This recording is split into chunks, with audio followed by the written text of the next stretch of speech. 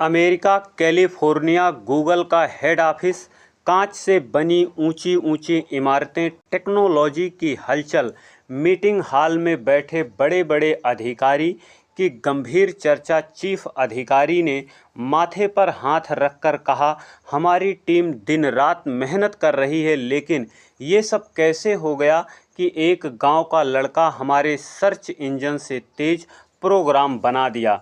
बगल बैठे दूसरे अधिकारी ने धीरे धीरे फाइल खोली और कहा, सर, उसने बिना किसी संसाधन के अपने गांव में बैटरी से कंप्यूटर चलाकर ये सर्च इंजन बनाया। चीफ अधिकारी परेशान रह गए, उसकी आंखें फट सी गई।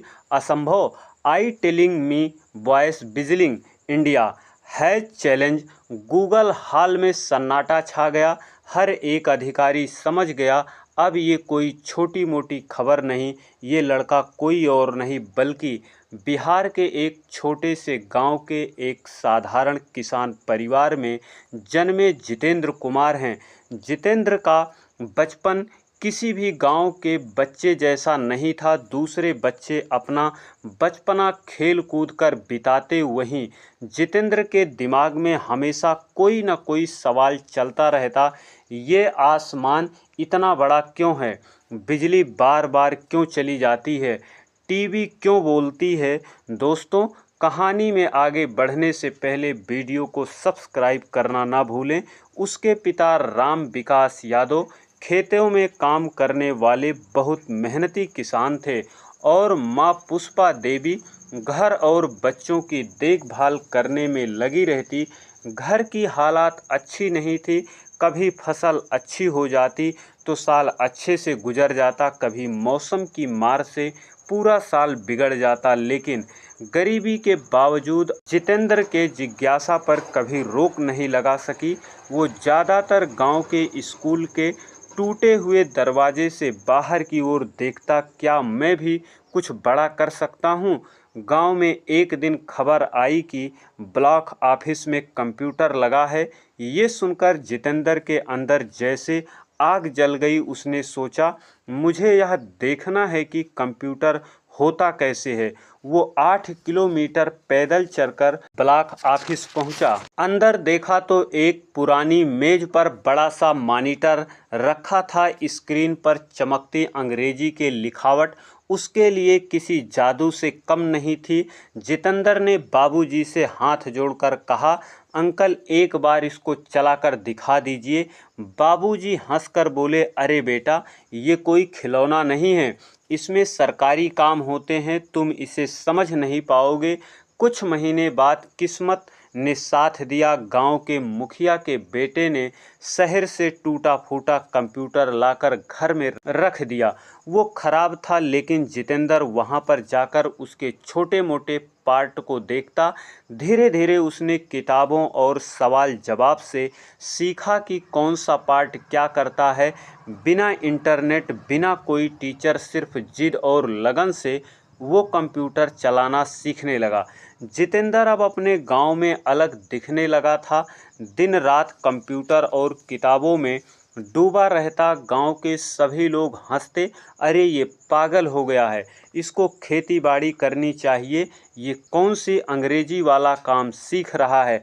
अब तो उसके कुछ रिश्तेदार भी कहते, कंप्यूटर सीखकर कौन राजा बनेगा, नौकरी तो पढ़ाई करने से ही मिलेगी। सबसे बड़ी चुनौती थी बिजली। गांव में रोज 5 से 6 घंटे ही बिजली रहती थी। ऐसे में उसने एक जुगाड़ निकाला, बैटरी को जोड़कर घंटों कंप्यूटर पर बैठा रहता। इंटरनेट था ही नहीं। उसने किताबों और पुरानी सीडी से प्रोग्रामिंग सीखना शुरू किया।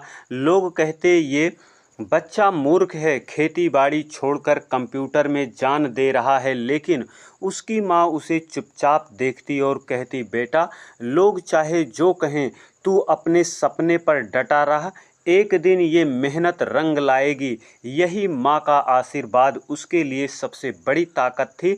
जितेंद्र की मेहनत रंग लाने लगी। एक दिन गांव वाले स्कूल के टीचर ने उससे कहा, जितेंद्र, कंप्यूटर पर कोई ऐसा प्रोग्राम बना सकते हो जिससे बच्चों का नाम आसानी से लिखा जा सके? अभी तो ये सब हाथ से लिखते हैं।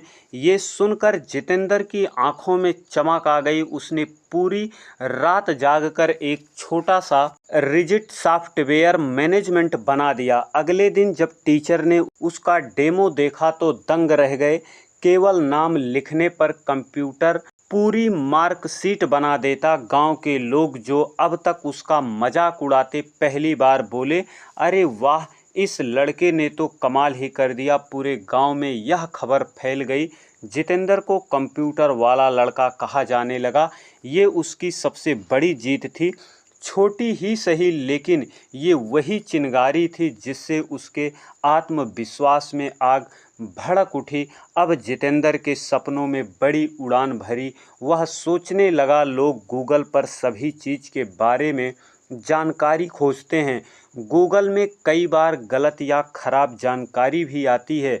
अगर मैं एक ऐसा सर्च इंजन बना दूं जो और ज़्यादा तेज़ हो और सही जानकारी दे। लेकिन ये ख्याल किसी खाली इंसान को पागलपन सा लगता, लेकिन जितेंद्र ने सोच लिया। रात दिन कोडिंग करना शुरू कर दिया। बैटरी दीप का उजाला, गांव की रात अब उसकी प्रयोगशाला बन गई।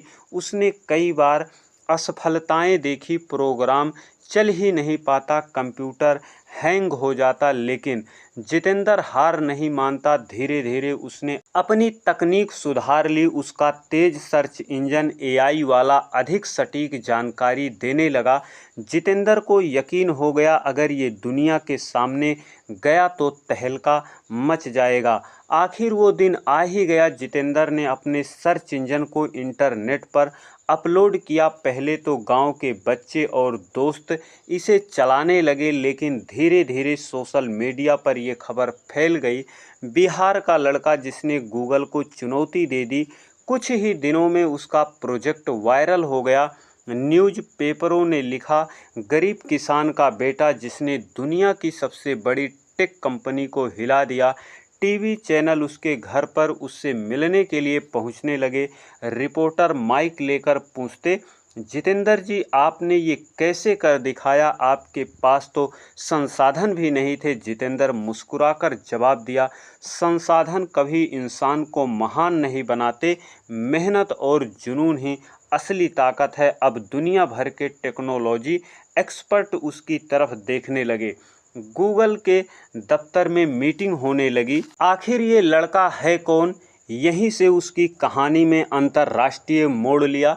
जितेंद्र की सफलता अब केवल गांव तक सीमित नहीं रही, बल्कि दिल्ली, बंगलौर, गुरुग्राम जैसे शहरों में टेक्नोलॉजी विशेषज्ञ उसके काम की चर्चा करने लगे। एक दिन अखबार के पहले पन्ने पर छपा, बिहार के किसान का बेटा बना गूगल को चुनौती देने वाला। पूरा देश गर्व से भर गया। स्कूल कॉलेज में टीचर बच्चों से कहते, देखो, मेहनत और लगन से कोई भी दुनिया को बदल सकता है। जितेंद्र इसकी मिसाल है। भारत सरकार ने भी जितेंद्र को परखना शुरू किया। उसे राष्ट्रीय पुरस्कार के लिए चुना गया। दिल्ली राष्ट्रपति भवन में सम्मानित करते समय सभी खड़े होकर तालियां बजा रहे थे। जितेंद्र मंच पर खड़ा था, आंखों में चमक और चेहरे पर मुस्कान।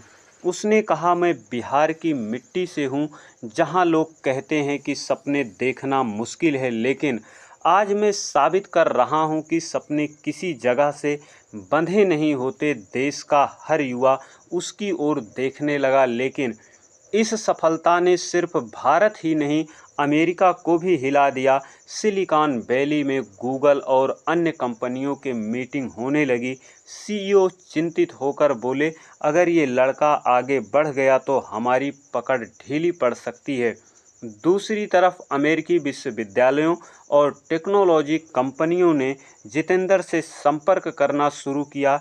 ईमेल और फ़ोन आने लगे, हम आपको बुलाना चाहते हैं ताकि आप अपने प्रोजेक्ट दुनिया के सामने रखें। ये दबाव इतना बढ़ गया कि अमेरिकी सरकार को भी कदम उठाना पड़ा। उन्होंने भारत से बात कर जितेंद्र को स्पेशल आमंत्रित करने का फैसला किया। एक दिन जितेंद्र के घर सरकारी गाड़ी आई। अधिकारी ने कागज़ दिखाते हुए कहा, बेटा तुम्हारे लिए अमेरिका से विशेष निमंत्रण आया है। ये तुम्हारा स्पेशल वीज़ा है। तुम्हें टेक्नोलॉजी कॉन्फ्रेंस में बुलाया गया है। गांव के सभी लोग दंग रह गए। इसी लड़के को सभी लोग पागल कहते थे। उसी के लिए अब अमेरिका के राष्ट्रपति खुद दरवाजे खोल रहे थे। माँ की आंखों से आंसू बहने लगे। उन्होंने बेटे के सिर पर हाथ रख कर कहा, जा बेटा, आज तू न सिर्फ मेरा बल्कि पूरे देश का नाम रोशन करेगा।